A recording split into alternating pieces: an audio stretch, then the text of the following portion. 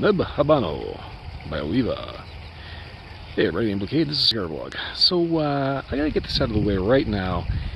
No, I did not take a nub Habano band and just stick it out a random robusto. This is quite possibly the biggest nub I have ever seen. This is actually how it came to my house.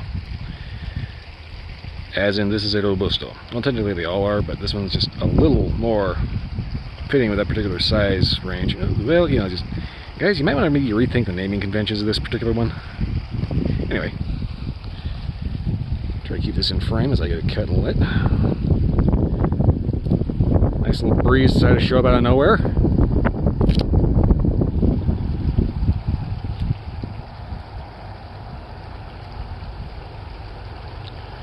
Okay.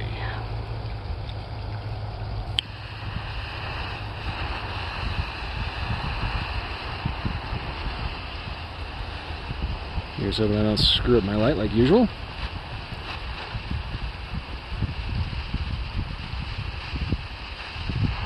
Somebody left me a comment about looking up how to light a cigar. For the record, I do know very well how to light a cigar. Thank you. I just never particularly give a crap about actually being good at it, because it kind of only matters to a degree. It's not something you really have to go out of your way to go super crazy about getting good at.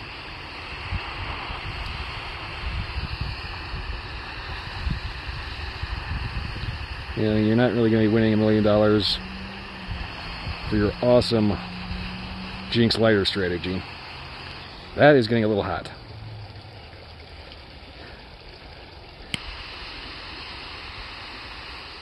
Okay, that is getting very hot. Woo! Okay.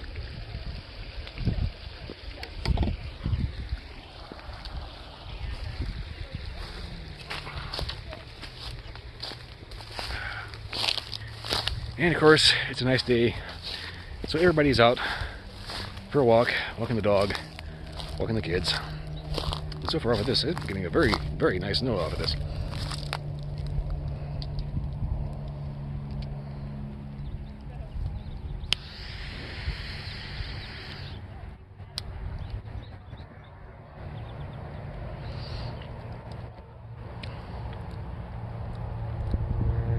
Little woody. Clean tobacco, touch of sweet. Very classic flavor profile. Very nice. All right, good start so far. I don't think I screwed this up too bad, although this lighter is about to burn my finger off. So yeah, I'm gonna smoke this down to an inch. Try to keep random weirdos out of the frame and see how it goes from there. You might get the next update in the middle of a field.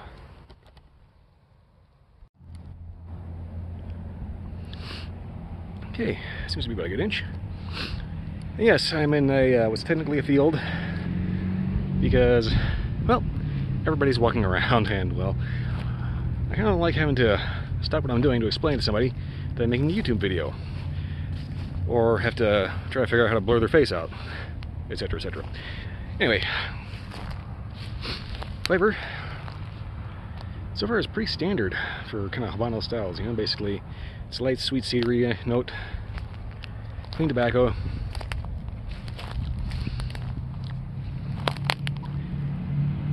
Kind of a mid-afternoon kind of appeal, you know? It's like not super duper chocolatey or cocoa-y or, you know, real heavy coffee notes or anything like that. It's a little lighter. With a good solid earthiness to it. Yeah, definitely something you'd probably want on a hot afternoon. Just kind of hanging out with a drink. As opposed to something you'd want to smoke like after dinner or something. Excuse me for a second, I got a loose flake that is driving me nuts. Sorry about that. Okay. And yes, that little chirpy noise is a prairie dog.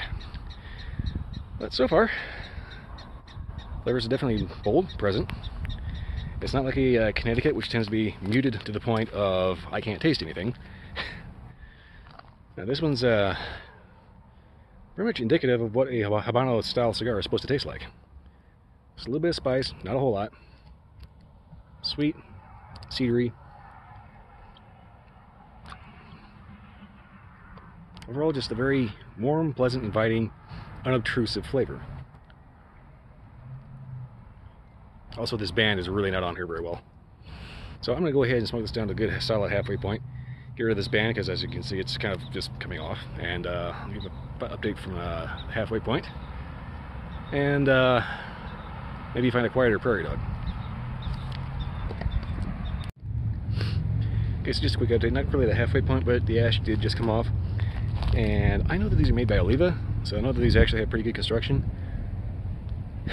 But a little bit of a gust of wind came up right as I was jostling my hand, and ash kind of flopped a little soon. Yeah, so far, you know, like I said, these are put up by Oliva. I usually use the ash as an indicator of construction.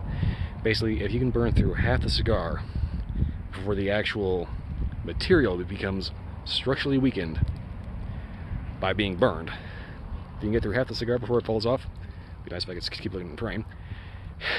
That's usually a pretty solid indication that it's constructed quite well.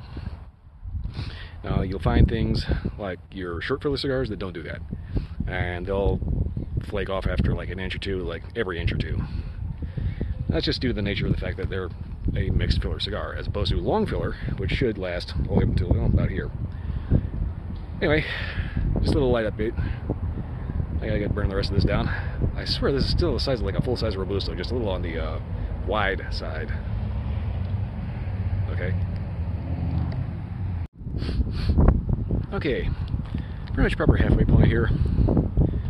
So far, there's really not any kind of major spicy note to it. I'm kind of trying to make sure I don't step on something and get a stick someplace particularly awkward, because they are right about that height.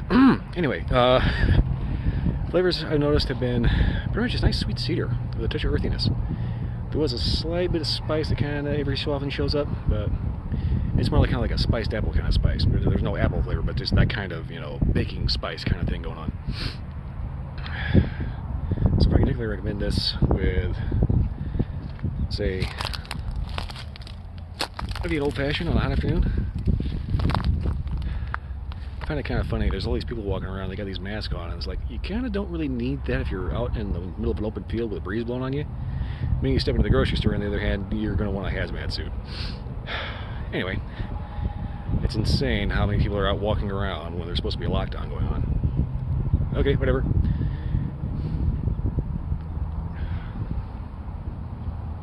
But anywho, I'm going to go ahead and smoke this down to the finger burning point.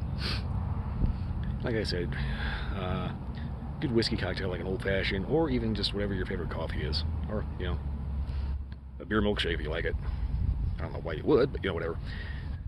You drink whatever whatever you like. But yeah, so far, definitely living up to the nub line of being absolutely consistent all the way through and just getting right to the point of what the flavor is. I said, a little on the long end, not gonna lie. I keep going on that to the point where it's kind of being a dead horse at this point. Well, anyway, I'll get back to you at the finger burning nub of the nub. Yeah, I did not think that out well at all. Anyway, see you then. Okie doke. Figure here's a pretty good point to end it because I'm kind of running out of real estate here. So far, this one's been holding on to flavor pretty long. And then normally by the time they get to this point, they really start tasting like hot washed out tobacco. This one has good consistent flavor, all the way to burning your fingers. That's it. Flavor's good. Light, clean, sweet. A little woody, a little earthy. Excellent with whiskey or good coffee. Beyond that, just like a typical nub, it's not really the most complex out there. I mean, there's complexity in it, but you know, you're not going to get like flavor transitions or, you know, crazy development. And of course, there's kids walking up, so I gotta cut this a little on the quick side. But got nothing to do here because this is kind of the end. Welcome to the Tunnel of Echoes. So yeah, basically, wow. Let me see if I can just get through here a little faster. Hello.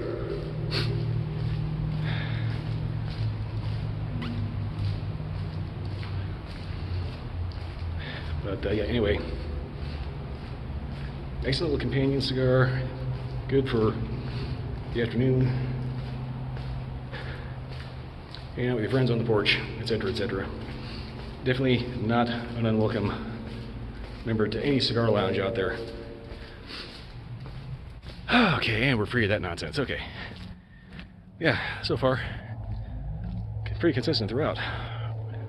If that consistency is a good thing for you, you just want to sit back, relax, and just kind of think, that's right up your alley.